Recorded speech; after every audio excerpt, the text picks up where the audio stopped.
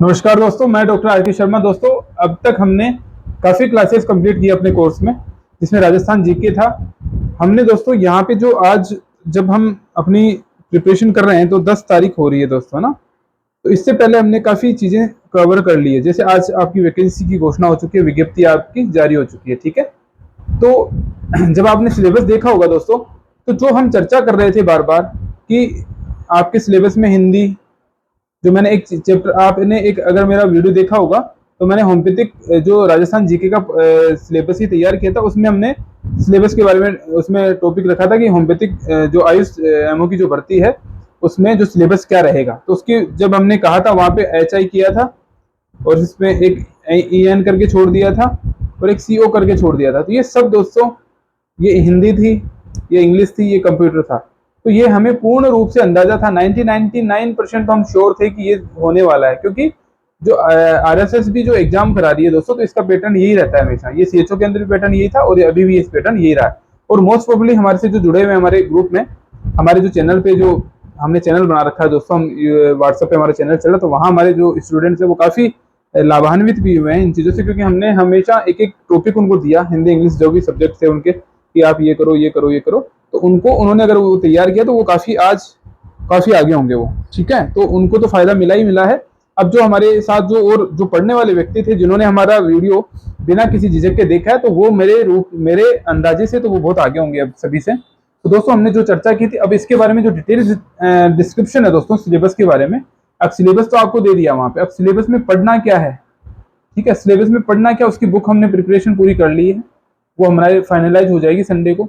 Sunday के बाद से हम उसको पब्लिश करके 3-4 दिन में, नेक्स्ट वीक में, जो भी हमारे स्टूडेंट्स रहेंगे उनको हम कोरियर करने वाले हैं, ठीक है। कोरियर करके जो बाहर रहता है उसको कोरियर करेंगे, और जो जयपुर के आसपास का है वो खुद भी ले सकता है, ठीक है। तो हमारे चैनल से जो जुड़ रहा है दोस्तों, तो उनको तो फायदा इस वैकेंसी में बहुत ज़्यादा होने वाला है। आपको बहुत अच्छा नॉलेज यहाँ मिल रहा है और मिलने वाला है। तो मैं यही कहूँगा कि इसका जो सिलेबस का डिटेल डिस्क्रिप्शन है दोस्तों, मैं इसका डिस्क्रिप्शन आपसे एक अलग से हम वीडियो लेंगे पूरा, उसमें बाकायदा हम फेस टू फेस अपन वार्ता करेंगे। अगर आप चाहेंगे तो हम फेस टू फेस भी आ सकते हैं, यूट्यूब पर हम अपनी क्लास को ऑनलाइन भी ले सकते हैं, साथ में कि आप भी हमारे साथ इंटरेक्शन आपका भी हो, और या फिर हम एक डिटेल सिलेबस के बारे में आपको डिस्क्रिप्शन पूरा बता देंगे, ठीक है। तो बिल्कुल भी घबराने की आवश्यकता नहीं है दोस्तों। जिन्होंने हमारे वीडियो अब तक देखे हैं, उन्होंने लगभग 60% अपना पार्ट कवर कर लिया। जो हमारे चैनल से जुड़े हैं उन्होंने तो 60% तक कवर कर लिया अभी तक। वो तो 60%, यानी कि वो तो मोस्ट प्रोबेबली 2.5 महीने 2 महीने आगे हैं सबसे, क्योंकि हमें अंदाजा था वही सिलेबस रहा है वो दोस्तों, ठीक है। तो हमने वो पूरा प्रिपरेशन उनको करा रहे थे, और जो हमारी वीडियो देख रहे हैं तो वो 45% सिलेबस अपना तैयार कर चुके हैं। तो घबराने की आवश्यकता नहीं। अभी आपके पास 2.5 से 2.25 महीने हैं। ऐसा कुछ नहीं है कि बहुत जल्दी है एग्जाम, ऐसा कुछ 2.5 महीने हैं फिक्स आज से। तो जो RSS के जो अध्यक्ष हैं उन्होंने पहले भी कहा था कि मैं इतनी तारीख को एग्जाम कराऊंगा, तो ये फिक्स है। अपने माइंड से कोई भी व्यक्ति ये निकाल दे भ्रम कि ये एग्जाम कहीं आगे खिसक जाएगा या आगे हो जाएगा, ऐसा कुछ नहीं, क्योंकि उन्होंने कहा कि मैं 10 तारीख को विज्ञप्ति निकालने वाला हूँ। उन्होंने बिल्कुल 10 तारीख को दिन में ही निकाला, जबकि दोस्तों रात को विज्ञप्ति जारी होती है हमेशा, लेकिन उन्होंने दिन में ही अपने वादे को पूरा किया है। और उनका वादा है कि मैं 26 दिसंबर को एग्जाम कराऊंगा, तो बिल्कुल डेफिनेट वो एग्जाम होगा। और उसमें सब कुछ डिस्क्रिप्शन, आपको डिटेल डिस्क्रिप्शन मिल रखी है दोस्तों। तो आप बिल्कुल भी निश्चिंत होकर के तैयारी में लग जाएं। हमारे जितने वीडियो हैं यूट्यूब पे अभी तक जितने मैंने डाले हैं दोस्तों, उनको आपको, अगर मैंने अभी तक इस सब्जेक्ट से रिलेटेड 100 वीडियो डाले हैं ना दोस्तों, तो 100 वीडियो में से आपके 100 क्वेश्चन तो फिक्स हो गए हैं, मेरे को लगता है जहाँ से, क्योंकि मैंने इतना डिटेल डिस्क्रिप्शन से पढ़ाया है कि आपको हर चीज़ मिलने वाली है वहाँ पे, ठीक है। तो आप उनको तो देख लें। और 100 वीडियो को आप अगर 20 मिनट भी एवरेज मानते तो लगभग 2000 मिनट है दोस्तों। तो 2000 मिनट को आप अगर इसको 1.5 गुना स्पीड से देखते हैं तो ये लगभग 1200-1300 मिनट हो जाती है, ठीक है। अब 1200-1300 मिनट में आप 6 डिवाइड करते हैं इनको पूरे दिन में 24 से, तो लगभग ज़्यादा नहीं, 15 दिन का काम है आपका। 15 दिन के अंदर अंदर आप इनको पूरा फिनिश कर सकते हो, बहुत ज़्यादा नहीं है। तो वहाँ से तो आपको काफ़ी कुछ मिलने वाला है। इसकी जो उसको आप वीडियो देख लें, उसमें लिखने की आवश्यकता कुछ भी नहीं है, क्योंकि मैं इसकी जो बुक पब्लिश करने वाला उसमें वो तो टॉपिक रहेंगे जो अपने अभी तक कवर किए हैं पूरे। उसके अलावा भी मैं कुछ क्वेश्चन आंसर्स, जो multiple choice of question answers, वो भी डालने वाला हूँ। और सब्जेक्ट वाइज दोस्तों, मैं जैसे होम्योपैथी के स्टूडेंट हैं उनके लिए तो मैं खुद तैयार कर रहा हूँ मेरी बुक, जिसमें सभी सिलेबस होगा, anatomy, physio, surgery, pathology, practice of medicine और गायनो सभी के उसके क्वेश्चन आंसर होंगे। रेपर्टरी, ऑर्गन और फार्मेसी इनके थोड़ा सा अलग रखूंगा। तो ये जो भी अब दोस्त जुड़ता है अपने से वो लेना चाहे वो ले सकता है। ठीक है दोस्तों, तो मैं यही अपनी बात को फिनिश करके आज जो मैं डिस्कशन कर रहा हूँ, राजस्थान में पर्यटन विकास एंड पर्यटन विभाग द्वारा आयोजित जो मेले होते हैं, ये मेलों से भी क्वेश्चन के बाद पूछ लिया जाता है। तो एक आधा क्वेश्चन मेलों से जरूर मिल जाता है दोस्तों यहाँ से, तो आप इसको भी थोड़ा सा पढ़ लें, रफली बहुत जरूरी है दोस्तों। ठीक है, तो हमारे सब सामने सबसे स्क्रीन पे है 27 सितंबर 1970 को संयुक्त राष्ट्र के संघ के द्वारा जो विश्व पर्यटन संगठन को कानूनी मान्यता मिली थी। सबसे पहले तो विश्व पर्यटन संगठन है उसको कानूनी मान्यता 1970 में मिली थी 27 सितंबर को। तो 27 सितंबर को ही अंतर्राष्ट्रीय पर्यटन दिवस मनाया जाता है। ठीक है, अंतर्राष्ट्रीय अगर पर्यटन अंतर्राष्ट्रीय दिवस पूछे तो अंतर्राष्ट्रीय मुश्किल है पूछना, क्योंकि अंतर्राष्ट्रीय इसका नहीं है। यहाँ पे जो इंडिया है और राजस्थान उससे ही रिलेटेड क्वेश्चन होंगे। तो यहाँ पे 25 जनवरी जो राष्ट्रीय पर्यटन दिवस है अपना देश का, वो 25 जनवरी है। तो यहाँ पे ये याद रखना आपको थोड़ा आवश्यक है। विश्व पर्यटन संगठन का मुख्यालय जो मैड्रिड स्पेन में है, और 1966 में भारतीय पर्यटन जो विभाग है उसकी स्थापना 1966 में की गई। और भारत में आने वाला तीसरा पर्यटक राजस्थान आता है। हमेशा जो भी भारत में कोई पर्यटक आता है बाहर से, तो हर तीसरा व्यक्ति राजस्थान में जरूर आएगा। राजस्थान पर्यटन विभाग की जो पंचवाक्य है उसमें पधारो मारे देश, अभी जो चल रहा है अपना वाक्य है जो हमारा पधारो मारे देश, ऐसे नाम से हमारा पंचवाक्य है। ठीक है, अब सर्वाधिक जो पर्यटन है वो सबसे ज्यादा पुष्कर में आते हैं, देशी और विदेशी, और फिर माउंट आबू के अंदर आते हैं। ठीक है, और सर्वाधिक विदेशी पर्यटक जयपुर में आते हैं। जैसे विदेशी जैसे देशी और विदेशी अपने देश के और विदेश के तो आते हैं पुष्कर और माउंट आबू में। अगर केवल विदेशी पर्यटकों की बात करें तो वो आते हैं सबसे ज्यादा जयपुर के अंदर। पर्यटन से जो सर्वाधिक राजस्व आमेर से प्राप्त होता है, आमेर के अंदर जो जयपुर में है वहां से सर्वाधिक राजस्व प्राप्त होता है। तो ये ज्यादा बहुत ज्यादा पढ़ने की नहीं आवश्यकता है, आपको डीपली नहीं जाना। यहाँ पे आपको स्क्रीन के सामने कुछ और चीजें दी हुई है। राजस्थान में पर्यटन का स्वरूप जो क्या है, 1995 में जो पर्यटन निवेश सम्मेलन था, इन्वेस्टर्स का आयोजन किया गया। इसमें 4 प्रकार के पर्यटन को शामिल किया: ऐतिहासिक पर्यटन, प्राकृतिक, सांस्कृतिक और वन्य जीव पर्यटन। तो इनको ज्यादा याद करने की आवश्यकता नहीं है। अब विदेशी पर्यटन क्या होता है, विदेशी पर्यटन की भारत का 5वां स्थान है। ठीक है, राजस्थान में सबसे ज्यादा पर्यटक जयपुर उदयपुर में आते हैं। सर्वाधिक जो पर्यटन है मार्च महीने में आते हैं, न्यूनतम जो आते हैं वो जून महीने में आते हैं। और सर्वाधिक पर्यटक जो France, Britain, US, Germany, Italy से आते हैं। ये आप पढ़ रहे होंगे दोस्तों ना, इनको पढ़ लो रफली, बहुत याद करने की आवश्यकता नहीं है। स्वदेशी जो पर्यटक है वो आते हैं राजस्थान में 7वां स्थान है राजस्थान सब देश के अंदर, जो अपने देश के। और राजस्थान में सबसे ज्यादा स्वदेशी पर्यटक अजमेर पुष्कर के अंदर आते हैं। ठीक है, और जो सर्वाधिक पर्यटक है सितंबर में आते हैं और न्यूनतम आते हैं जून के अंदर राजस्थान में। ठीक है, ये राजस्थान और भारत दोनों से रिलेटेड क्वेश्चन है।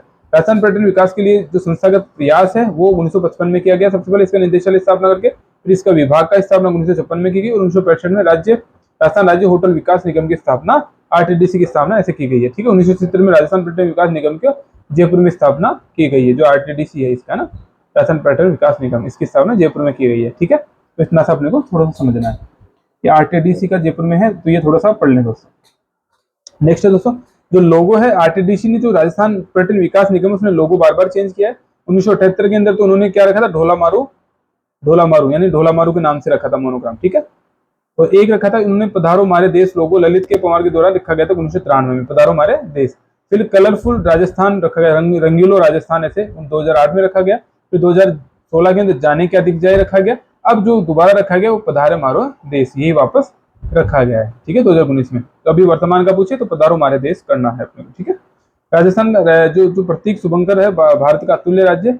वर्तमान में राजस्थान के पर्यटन की पंच लाइन है पधारो मारे देश। ठीक है, पर्यटन की जो पंच लाइन है वो पधारो मारे देश। ठीक है, ये बार बार आ रहा है तो इसको थोड़ा सा देख लेंगे। ठीक है, मोहम्मद यूनिस खान समिति के द्वारा 4 मार्च 1999 को राजस्थान पर्यटन को उद्योग का दर्जा दिया गया है। फिर है ना, पर्यटन को उद्योग का दर्जा देने वाला राजस्थान का प्रथम राज्य है। ये राजस्थान जो है वो भारत का प्रथम राज्य है।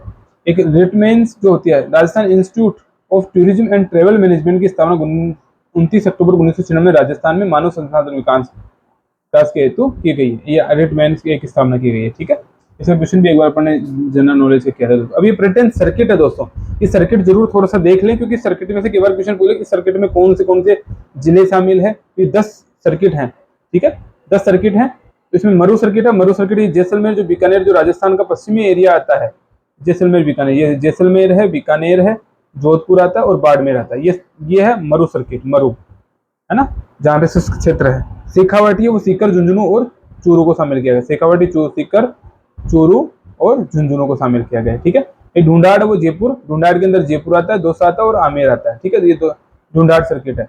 ब्रज मेवात के अंदर भरतपुर, सवाई माधोपुर, टोंक है ना, ये ब्रज जो चलता है सवाई माधोपुर, टोंक ये चलता है। ठीक है, हाड़ौती के अंदर कोटा, बूंदी, बारा, झालावाड़ आता है। मेवाड़ के अंदर राजसमंद, चित्तौड़, भीलवाड़ा आता है। मेरवाड़ा के अंदर अजमेर, पुष्कर, मेड़ता और नागौर आता है। वांगड़ के अंदर बांसवाड़ा, डूंगरपुर आता है। गोडवाड़ा के अंदर पाली, सिरोही, जालौर आता है। राष्ट्रीय राजधानी सर्किट है वो अलवर, भरतपुर और धौलपुर। जो राष्ट्रीय राजधानी सर्किट है, कई बार राष्ट्रीय राजधानी सर्किट पूछ लेते हैं, और आएंगे अभी स्वर्णिम सर्किट और भी आएंगे। अभी अपन त्रिकोण की बात करेंगे, ठीक है। धार्मिक जो पर्यटन सर्किट है धार्मिक के नाम से, वो मेवाड़, वांगड़ धार्मिक संग्रह, उदयपुर, डूंगरपुर, बांसवाड़ा में आते हैं। एक बुद्धा सर्किट है जयपुर, झालावाड़, ठीक है। और एक है कृष्ण सर्किट। ये बुद्धा सर्किट, ये थोड़ा सा अजीब नाम है, इसलिए थोड़ा याद रखना, कई बार पूछ लेंगे। कृष्णा सर्किट है जयपुर, राजसमंद और सीकर आता है। कृष्ण जो कृष्ण जी के जहां जहां मंदिर, खाटू श्याम जी जैसे राजसमंद है ये जयपुर। ब्रज है वो धौलपुर, भरतपुर में आता है ब्रज, है ना। ये थोड़ा इंपोर्टेंट है, स्वर्णिम और मरु त्रिकोण। ये स्वर्णिम त्रिकोण है, उसके अंदर दिल्ली, आगरा और जयपुर को शामिल किया गया है ना। ये दिल्ली के अंदर, ये दिल्ली और जयपुर और आगरा, ऐसे ये तीनों इसमें स्वर्णिम त्रिकोण में आते हैं। और एक मरु त्रिकोण आता है, उसमें जैसलमेर, बीकानेर और जोधपुर। अपन ने पहले भी चर्चा की, जैसलमेर ये रहा, ये जोधपुर रहा और ये बीकानेर रहा। ये मरु त्रिकोण के अंदर पहले भी अपन ने चर्चा कर ली थी। स्वर्णिम त्रिकोण का थोड़ा सा याद रखेंगे दोस्तों, कई बार पूछा जाता है। अब पर्यटन विभाग राजस्थान सरकार द्वारा आयोजित मेले और महोत्सव। ये पर्यटन विभाग जो राजस्थान है उसके द्वारा जो मेले कौन कौन से आयोजित किए जाते हैं, ये मेले होते हैं दोस्तों, ये किस माह में कहाँ पे आयोजित किया जाता है। जैसे ऊंट महोत्सव है, ये क्वेश्चन आ जाता है दोस्तों, अपन ने पहले भी चर्चा कर चुके हैं इसकी। लेकिन ऊंट महोत्सव है, ये जनवरी फरवरी माह के अंदर बीकानेर में आयोजित होता है। अभी मारवाड़ महोत्सव होता है, मारवाड़ शरद पूर्णिमा को, अभी जैसे सितंबर अक्टूबर माह चला जाए, अक्टूबर माह चल रहा है अभी, जैसे आज हम बना रहे हैं अपन करवा चौथ का आज व्रत है, तो मैं सभी महिलाओं को शुभकामनाएं देता हूँ उनके जीवन के लिए, और जो हमारे साथी लोग हैं उनको भी हार्दिक शुभकामनाएं इस व्रत के लिए, महिलाओं को काफी, ठीक है। तो मैं आज करवा चौथ के दिन ये वीडियो बना रहा हूँ दोस्तों, तो मैं तो यही कहूँगा बहुत अच्छी तैयारी करें, महिलाएं ज्यादा से ज्यादा सीटें, यहाँ पे रिजर्वेशन कुछ भी नहीं है दोस्तों, यहाँ वो ये महिलाएं जितनी सीटें कवर करेगी उतनी ही, जितनी अच्छी रैंक लेके आती है उतना ही उनको फायदा होगा। तो महिलाओं के लिए कोई आरक्षण नहीं है। मैं हाँ ये फिक्स जरूर कर दिया कि महिलाओं की इतनी है, लेकिन महिलाएं जनरल मेल में भी जा सकती है। तो महिलाएं बहुत अच्छी तैयारी करें, ज्यादा से ज्यादा सीटें लें। यहाँ पे जो सीटों का डिवाइडेशन नहीं किया है आयुर्वेद, होम्योपैथी, यूनानी में, यहाँ पे जो जिस पद्धति का व्यक्ति अच्छी रैंक लेके आता है वही वहां सिलेक्टेड हो जाएगा, ठीक है। तो यहाँ सिलेबस का एक मैं और बता दूं आपको कि यहाँ पे जो पेपर है वो पेपर हिंदी इंग्लिश जो अपना 180 नंबर का पार्ट है वो तो एक होने वाला सम्मिलित। उसके अलावा जो एना फिजियो और अदर जो सब्जेक्ट आती है, एना फिजियो, सर्जरी, कार्डियो, है ना, जितनी जो भी है वो एक सब्जेक्ट है। ये दोनों तो मिलाकर के सबके एक रहेगी, लेकिन इसमें जो खुद की सब्जेक्ट, जैसे होम्योपैथी में मैं बताऊं, मैं चर्चा करूं तो जैसे ऑर्गेनन है, फार्मेसी है और रिपर्टरी है, और ऑर्गेनल, रिपर्टरी, फार्मेसी और मैथमेटिक्स है। ये चारों सब्जेक्ट के ये क्वेश्चन अलग होंगे, ये 40 क्वेश्चन, लगभग 40 क्वेश्चन अलग होंगे इनके चारों के मिला के, और बाकी लगभग 110 क्वेश्चन सभी के सेम होने वाले हैं। तो ये आपको समझना है कि यहाँ जो हम पढ़ा रहे हैं वो आपके लिए सभी पैथी के चिकित्सकों के लिए काफी इंपॉर्टेंट है, यहाँ चाहे आयुर्वेद का हो, यूनानी का हो, होम्योपैथी का हो, ठीक है। तो यहाँ पे दोस्तों अब ये पढ़ लिया अपने मारवाड़ महोत्सव राजस्थान के राजपूत नायकों को उनकी प्राथमिक जो आचरण उनके लिए समर्पित है, ठीक है। एक पतंग महोत्सव जो जनवरी में, मरु महोत्सव, और एक डेजर्ट महोत्सव माघ माह में, जनवरी फरवरी में जैसलमेर में लगता है। ये पतंग महोत्सव जैसलमेर में आयोजित होता है, ठीक है। एक जयपुर में भी होता है पतंग महोत्सव, जो जयपुर में होता है वो अलग होता है, ये यहाँ पे जनवरी माह में होता है। मरु महोत्सव, ये मरु का याद रखना दोस्तों ना, डेजर्ट महोत्सव जैसलमेर में। थार महोत्सव तो वार्ड, थार का याद रखना, थार और मरु दोनों अलग अलग है, तो ये कई बार कंफ्यूजन हो जाता है इनमें ना। तो ये थार महोत्सव बाड़मेर के अंदर आयोजित होता है। एक सिरोही के अंदर ग्रीष्म जो माह है उसके अंदर जून माह में, शरद महोत्सव दिसंबर में, दोनों माउंट आबू में लगते हैं, ठीक है। ये ग्रीष्म महोत्सव कहाँ आयोजित होता है, तो ये क्वेश्चन आता है, तो सिरोही के अंदर होता है। उदयपुर में मेवाड़ महोत्सव लगता है। उदयपुर जो राजस्थान का मेवाड़ महोत्सव है अप्रैल माह में होता है। उदयपुर में बसंत ऋतु के आगमन का स्वागत करने के लिए मनाया जाता है, इसे राजस्थान की महिलाओं के लिए माना जाता है मुख्य तरह, है ना। डूंगरपुर में बेणेश्वर महोत्सव, ये माघ पूर्णिमा को लगता है। चित्तौड़गढ़ में मीरा महोत्सव कहाँ होता है, चित्तौड़गढ़ में, ये कई बार पूछ लिया जाता है ना, तो नाम देकर के जिला पूछ सकते हैं वहां, ठीक है। एक अन्य है कोटा में दशहरा मेला, ये कोटा है, वहां पे दशहरा मेला के कोटा का भी फेमस है दोस्तों। दशहरे के जो कोटा का दशहरा मेला वो काफी फेमस है। अश्विन शुक्ल दशमी को लगता है। हाड़ौती महोत्सव वो कोटा में होता है, हाड़ौती महोत्सव भी कोटा में होता है। झालावाड़ में चंद्रभागा महोत्सव होता है अक्टूबर नवंबर माह में। एक बूंदी की जो कजली तीज है, कजली, यहाँ कजली तीज है दोस्तों ना, कजली,